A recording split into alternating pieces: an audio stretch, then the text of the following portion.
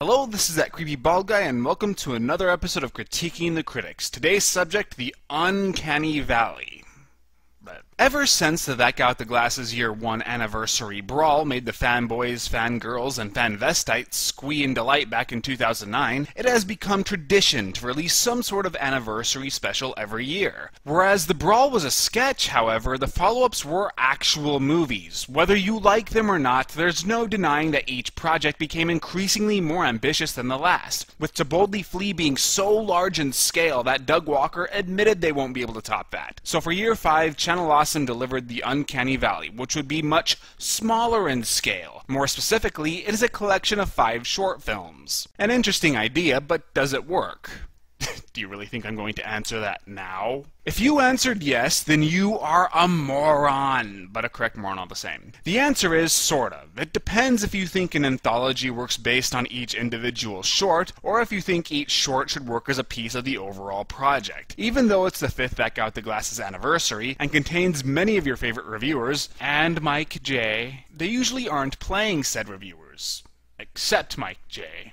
So when you see Doug Walker, he isn't portraying the nostalgia critic. He's playing a character exclusive to his story. The first of the shorts is Dragonboard, directed by Doug Walker, written by Rob Walker, and clocking in at 43 minutes. The film focuses on Carl, who has plenty of friends, a good job, and a loving girlfriend, but ignores them all so he can play a video game, which she is obviously addicted to. In a moment of weakness, he rants about how he wishes life was like the game, and ta-da, the character from that world has spawned in reality. Okay, this is an unoriginal setup, and yeah, it's filled to the brim with the cliches that you would expect out of a movie like this, but the Walkers appear to be aware of the formula and actually uses that to create a false sense of security. I'm not spoiling anything, but Dragonboard contains some pretty awesome twists. During your own viewing, you might notice that Dragonboard isn't as funny as you'd expect it to be, and there is a lot more serious content within the narrative when compared to previous anniversaries. Dragonboard doesn't want to provide non-stop laughs, even though funny is definitely a major priority. It wants to be tear-jerking, heartwarming, and thought-provoking. It has well-drawn characters whose situations, both external and internal,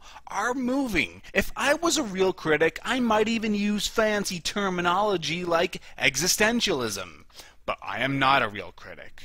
Although, technically, I did say it, so I guess that does make me a real critic. Sweet! Now I just have to use the word pretentious in this video, and film myself whacking off to a Terrence Malick picture, and then I will be a true critic. But is Dragonboard funny? I thought so. I liked the fish-out-of-water humor, and Doug even satirizes some of the cliches. Sometimes it's even funny because it's being so serious. The cast do a phenomenal job of balancing comedy and drama, so I never had any issue with the tone. My only real complaint regarding Dragonboard is I felt it could have been trimmed down.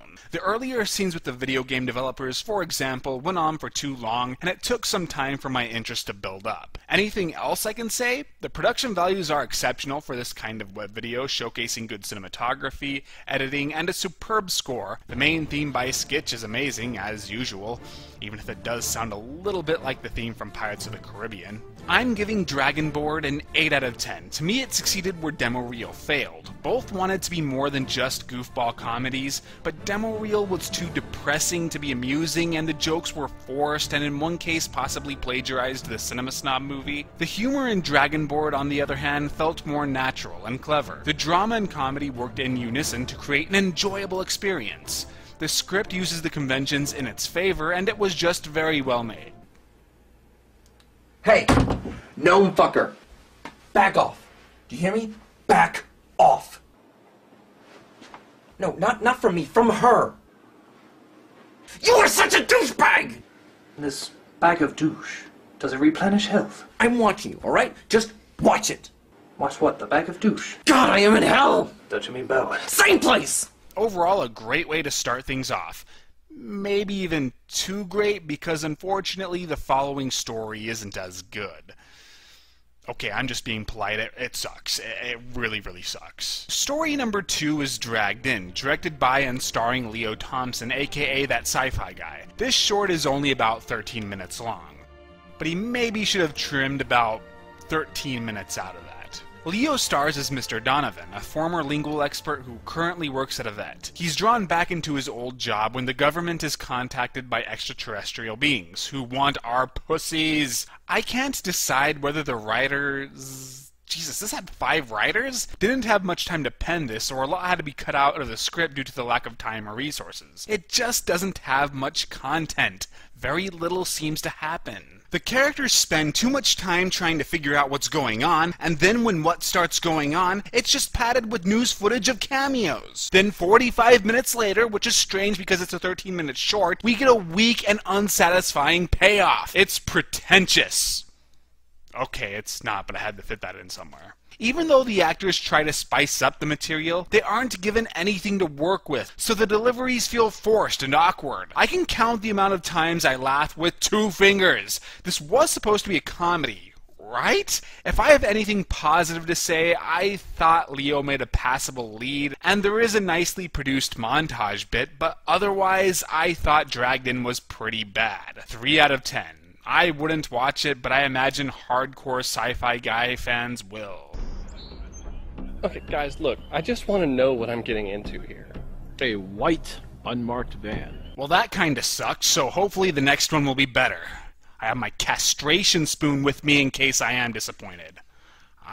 The third story is The Reviewers, written and directed by Brad Jones, but starring Brian Lewis and Jake Norvell. Brian and Jake are a pair of novice video reviewers who want to get into the trend, but much to their annoyance, nothing seems to be coming from it. I guess The Reviewers can be summed up as a slice of life story, as that's the extent of the plot.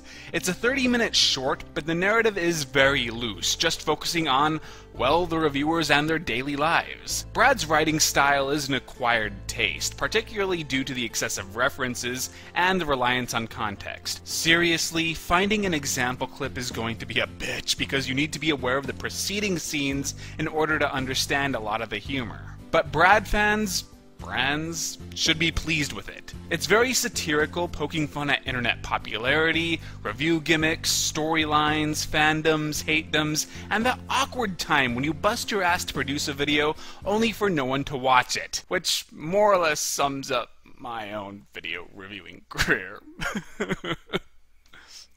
Sorry. Brad handles all of this with a steady level of amusement, although nothing jumped at me as hilarious. Brian and Jake are a lot of fun to watch, and their interactions keep things consistently entertaining. Brian is the more relatable guy, and his acting was pretty impressive, while Jake gets to smile, which is so surreal. If I can sum up Jake in one word, it's Smurftacular. Fans might be a little annoyed to learn that Brad only has a cameo, but it's still a great cameo at least. The Reviewers is sort of an aimless segment. Nothing really seems to go anywhere. I kept expecting some confrontation with the Messiah since so much time was dedicated to that bit. Or what about when Sarah starts trying to turn Jake against Brian? It's a self-contained scene which is never brought up again. But Brad did say that this was a pilot to what will become a series, so presumably everything in The Reviewers is leading to that. I'm giving it a 7 out of 10, a solid watch which will either become better or worse depending on the quality of the show. Check it out, brands. Congratulations, Brad. You have been spared the castration spoon.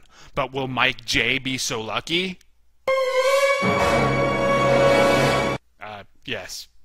He is. Nothing to do with the quality of his short, it's just that I do not like his reviews, so my expectations are just really, really low. I know, Mike J, you must have difficulty sleeping at night knowing that this guy you've probably never even heard of does not like your videos, but that is life. So stay tuned till next time where we will discuss the remaining stories and talk about the Uncanny Valley as a whole. Blech. Oh, Tree of Life, you're so artsy. Come on. I swear this has never happened before. Come on, little creepy bald guy. Work. Okay. Just think of the Carnosaur trilogy while you're doing this. Yeah, there we go. Only you can satisfy me, rubbery puppet dinosaurs. No, Tree of Life. I was being symbolic and poetic, I swear. The rubber is supposed to represent the tree, and the puppet is humanity, and screw it. I'm just not cut out to be a true critic. I'm just gonna watch Troll 2.